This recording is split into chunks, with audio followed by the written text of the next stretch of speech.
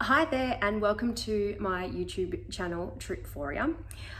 Just wanted to make this little video, I guess, just to introduce a little bit about myself, the person who's creating the channel, as well as a little bit about what the channel will provide you as a viewer.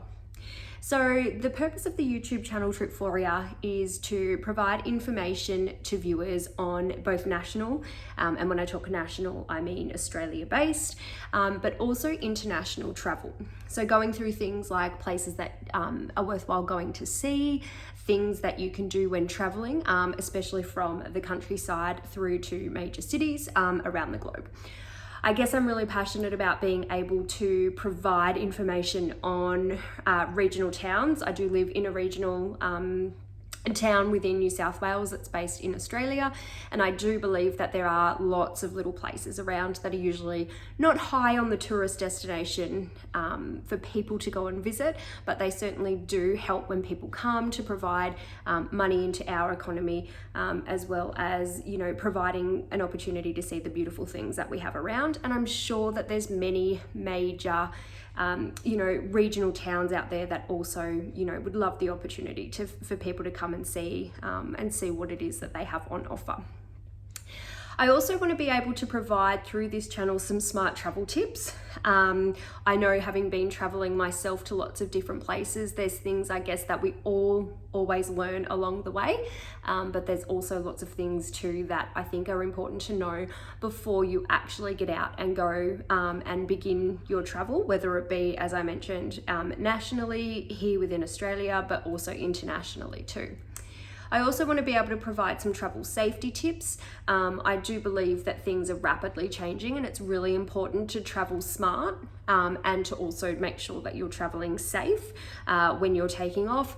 Even if you're traveling in a group or traveling with somebody else, especially if you're traveling on your own, there's a few certain tips that I do believe are really important for you to know, no matter how it is you're traveling, in order to keep safe and maintain your safety throughout. So hopefully throughout this channel, it gives you an opportunity to find yourself viewing videos about destinations that you never really thought that you would visit, to give you a bit of an insight as to what those places are like, as well as also provide that opportunity for you to, to gather information around how to travel smart and how to travel safe. A little bit about who I am. As I mentioned, I do obviously live in Australia, and I am based in a regional town within New South Wales. I've lived here all my life and have had the opportunity, obviously, to go travel and are passionate about being able to travel. I think, it's great. I'm someone who loves to travel, but also be able to come back to my home base. I certainly don't feel like I would be someone who could be on the road all the time. I just feel like it's nice to come home, be able to reset, do your washing, do all the things that you need to do in order to pack, and then be able to go again. So hopefully, I'm able to give people the opportunity to also feel that way. We'll be able to share some experiences with other people out there too. I am a primary school teacher by trade, I guess you would say, but I also currently do that part-time as well as teach Pilates part-time. I guess it's always really important for you to have a passion project on the side, hence the reason, I've thought about the YouTube automation and gone down the line of that, because I do believe that we do definitely need multiple sources of income. I'm very lucky, I guess, with being a teacher, that's an occupation that's never going to go out of fashion or ever be replaced by anyone other than humans. I know there's lots of talk about occupations that are, thoughts about them being replaced by robots and things like that, but teaching is something that's always going to need to be around. Kids are always going to need to be educated, but it's also really important to find your passion, and I do believe over the last little period of time that my passion towards teaching is certainly changing. I do think that with the politics that sits behind it, it's just the way that things are going. So it's really important for me to start having a look at different income streams that are able to definitely support, you know, myself and my family and things like that eventually as well. So yeah, hence the reason YouTube automation is another thing that has taken my fancy. And as I mentioned, it's also really good for everybody to have that sort of passion project, that's something that they can work on that allows them to be them and expose that creativity side, if that's what it is, or whether it's your business mind side. But it's really, really important to find those multiple income streams and have that opportunity for your passion project. With YouTube automation, I believe that going down that line really allows me to be able to work wherever, whenever, as I continue to create videos and provide, you know, the content that I really want to get into. So I really do believe that it is something that is worthwhile. And if it's something that you've wanted to investigate, I believe that you really probably should go and do that. It allows me, you know, or will allow me eventually the opportunity to be able to, as I said, take this on the road and be able to travel a lot more myself, but also the opportunity to be able to work at a time that suits me and not working that 9 to 5 daily grind that, you know, we can so easily get caught up in as well. I guess a little bit about the places that I have traveled to. I haven't really experienced a lot in my time, but it's certainly something that I really do want to be doing. I've done a little bit of travel since my early 20s. So places that I've been, the first place I went to was Thailand, which I think is probably one of the main places that everybody goes in their early 20s in order to go and experience what it's like over in Phuket. And just experience a different culture. Thoroughly loved Thailand at the time, I guess, of that period in my life. I did spend a lot of my time in Phuket and also did a few little day trips to lots of the little different islands. So things like Phi Phi Island, got to go on a big cruise ship there. And then obviously the cruise ship can only come so far in, and then you get in these little rickety boats and then you continue traveling to Phi Phi Island. So that was definitely an experience. Phuket, certainly wouldn't mind going back to. I think though, what's it been now? I think it's been about 12 years since I've been there. So I definitely believe that because I've grown as a person, it's definitely now going to change the things that I go there and do and see and experience. But I do believe it's somewhere I'd like to go back to. Probably not high on my return list at the moment, but definitely a place that would be nice. It's only a short trip from Australia. You know, it's only an 8-hour plane ride. So leaving from Melbourne. So it's certainly not that far and would be a really good place to eventually get back to. I then went to America when I was in about my mid-20s. Again, I do believe that it's somewhere that a lot of people tend to go. It is a high tourist place, and the places I went to whilst there, landed in LA, didn't spend any time there, got straight in a plane and headed across to New York, where we spent about a week. I went traveling with 2 friends. Absolutely loved New York. Although I went at winter time over there, it was thoroughly cold. We went just after Christmas, flew out a couple of days after Christmas, got there just before New Year's Eve, and then spent New Year's Eve there, which was absolutely amazing. I definitely would go back to New York, and I would certainly love to spend more time there. I felt like everybody was like, you know, you go to these places and people, you know, they do see tourists, they do target you at times in different ways, whether it be for money or whether it be just being rude when you're there. But I absolutely thoroughly enjoyed New York and felt like it was such a friendly place that I would love to go back again and spend a lot more time there. Once we left New York, we headed to San Francisco. Loved San Francisco so much. I really felt like, you know, when you go to those places and you kind of think, oh my gosh, I totally belong here. Absolutely how I felt about San Francisco. Got to do the Golden Gate Bridge, got to go and get some photos near there, got to drive over it. It was a bit of a foggy and cloudy day at the time, but we still got to experience enough around the Golden Gate Bridge, as well as doing Alcatraz. Completely loved going and visiting Alcatraz. Bought home lots of souvenirs from there. I'm really into that sort of history around what life was like pre, I guess, the modernization that we have now. To visit Alcatraz was certainly an experience, and if you get the opportunity to go there, I certainly do, again, recommend going to that. Visited a little place, and it's never ever been a place that I've ever forgotten, and I don't think I ever will, which is Haight-Ashbury within San Francisco. That is honestly the place like I felt like I belonged the most. A really groovy, funky little town. It has such a massive vinyl record store. You would walk around and you would smell lots of people smoking dope. Not that that's what I'm into, but you know, if that's you, go for it. Just to be able to wander around, it was very eclectic. It was very different. It was very out there. The shops, the clothing, it was certainly a place that I think just allows anyone and everyone to be themselves. And I thoroughly suggest, again, if you have the opportunity to go, I couldn't recommend San Francisco enough for people to go and visit and travel and just go and experience it. I do believe that it is somewhere, again, I would love to go back to, and probably would be more of a hurry or be in more of a hurry to go back there than I would to go back to Thailand at this point in time. After we left San Francisco, we headed to Las Vegas. Had mixed feelings about Vegas, was really excited to go and experience what it's like to be, you know, on the Vegas Strip and to be there in the nightlife and have all that experience. Although when I did get there, I'll be honest, the first night I was petrified. We went to a nightclub, didn't drink, was very nervous, was watching my surroundings very closely. Never had a bad experience while I was in Vegas. Definitely didn't have any poor experience. The second night we went out again and I did have a few drinks that night. But yeah, for me, it was just, it was a place that I think you go to once for me, and I've experienced it. And now I can say that I've done that. So I'm okay to probably not go back to Vegas again.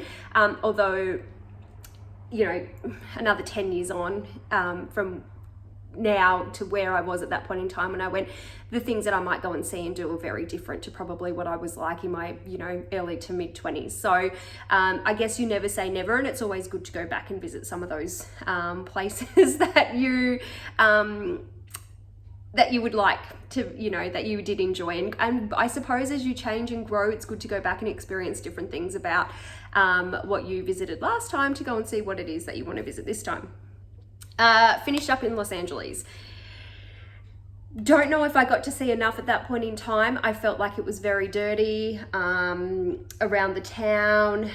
I don't think I really got to experience enough while I was there. I would probably go back and have a look and see lots of different parts and lots of different pockets of LA. Can't even remember, again, maybe because I didn't enjoy it as much, I can't really remember the places that we stayed and the area that we stayed. I know wherever we were very close to the big Hollywood sign, which is always a very good experience to be able to see and tell people about, to say that you kind of stayed around that area, and you know, you'd walk out the front of your hotel and there you were, you know, looking at the Hollywood sign. So yeah, I guess I would go back and probably have a look at different things that I'd like to see and experience there. I have also been the last, I guess, continent you would say that I have been traveling to. Last country is New Zealand. Have been over there, haven't done the South Island, I've only done small amounts of the North Island. So have flown into Auckland, have traveled up north 3 hours up to Whangarei, and then also traveled all the way back down to Rotorua and experienced things in Hamilton, Rotorua. Would love to do more of New Zealand. I find it very much like parts and pockets of what Australia is like over here, especially Tasmania. The countryside, it's always green. I remember traveling and all of a sudden we're going through the countryside, and all of a sudden, you know, there's lots of dairy farms around, and there's dairy farms. You drive to the end of the strip and there's a beach. So it's crazy to think that you can have the best of both worlds, that you can live on the beach, but you can also live on a farm, which is pretty insane to think. So I do believe that that would be definitely a place I'd love to go back and experience a lot more, as well as do the South Island. I don't handle the cold very well, so I'm not someone who would probably go back to the South Island or go to the South Island during the winter. But again, like I said, you never say never. If opportunities present themselves and there's things that are happening, or you're traveling with people that are also wanting to go at the same time, it's a good opportunity to be able to go with them too, I suppose, as well. I'm not someone who would be very inclined to travel on my own. I've never traveled internationally on my own. I've also never traveled nationally within Australia on my own. It's just not my thing. I'm very not, I guess, in terms of being afraid or anything. I just guess for me, I do prefer to be able to experience things with different people.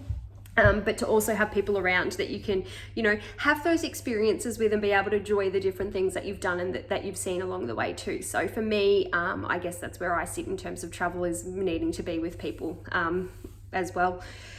There are definitely places that I would love to visit. My family background is Yugoslavia, which now no longer exists as a country. The place in which my grandparents were born is now Serbia. I'd love to go over there and see that. The other side of my family, so my mum's side, is some are from England, so I'd love to go over and again, you know, experience the different places in which your grandparents grew up, to know what it was like, to get a better understanding, although you can't experience it all because we're not in the same time period, but certainly be able to go and be like, wow, this is a part, you know, this area is a part of me, and this is where my, you know, my grandparents are from, and be able to get to know, you know, a few of the different locations and parts, and just see a little bit more about what's out there. Definitely parts of the USA I'd love to go back to, as I mentioned before, but also I'd love to travel Route 66. Would love to be able to get in a car and just drive. Just take it as long as what it needs to be, and just enjoy the trip. And also another area on my list of wanting to do's is Germany. So they're the 4 places: England, Serbia, parts of the USA, and Germany are definitely places that I would love to hit, certainly within the next little while for sure.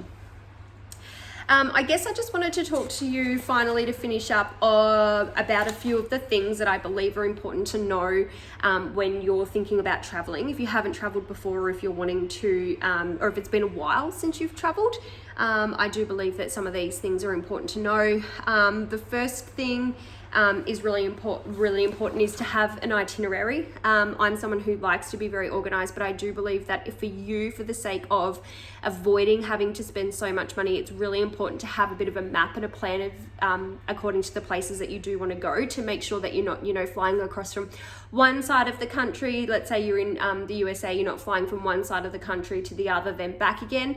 You know, it might be easier to do a few of the places on the West Coast and then be able to travel back over and work your way across to the West Coast, or, you know, opposite way around, depending on where you fly into and what you want to see first, and given your timeline. But it's certainly really important to have an itinerary, and to have a few places that you do want to go and visit, and make sure that you're mapping those out, I guess, in a methodical way, to make sure that you've got that plan.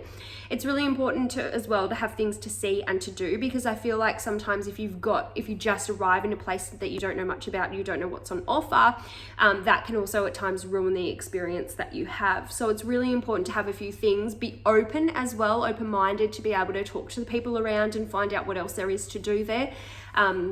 The locals are really good, obviously, at recommending things that you can go and do and see, but also make sure that you have some things as well in mind that you would like to do or see while you're there. Work through a bit of a budget. I know at times budgets always blow out, but it's also good to be able to know what the exchange rate is, know what you're willing to spend and what you can spend within your means. You certainly don't want to you want to have the experiences, but you also want to be very careful with your money too, and also make sure that you're not spending anything that's out of your means. When you're traveling, it's really important too to keep in contact with family and friends as you're going. Although you're traveling with a group, if you are, or especially if you're traveling alone, it's really important to keep in contact. You know, I would always send my family a message and say, hey guys, finishing up at blah blah, getting on the road now, we're heading across to should hopefully arrive tomorrow about this time. I'll let you know when I get there. I feel like it's really important to keep logging those sorts of things to your family and friends, especially when you're in places that are not always deemed as a safe place to travel, but also to those that are highly populated with people, you know, and CCTV cameras and all that sort of stuff around too. It's also really good to keep in touch with family and friends. I think for peace of mind, it lets them know that you're okay.